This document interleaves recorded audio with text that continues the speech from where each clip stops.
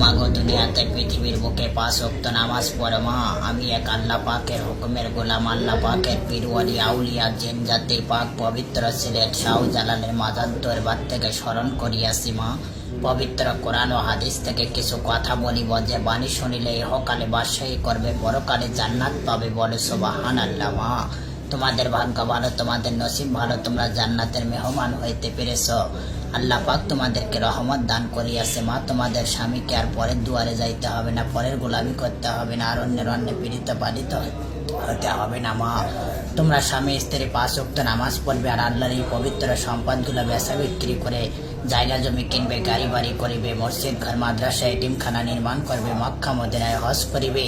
লক্ষ লক্ষ মানব তোমাদেরকে সম্মান করিবে, লক্ষ লক্ষ মানব তোমাদেরকে সালাম দেবে মা। তোমরা 10 গ্রামের মাঝে বড়লোক হয়ে যাবে, ধনী ব্যক্তি হয়ে বেঁচে থাকবে। তাই মা, দুনিয়ার বুকে পৃথিবীর বুকে আমাকে বাবা বলে দেখবে, বাবার মতো সম্মান করিবে।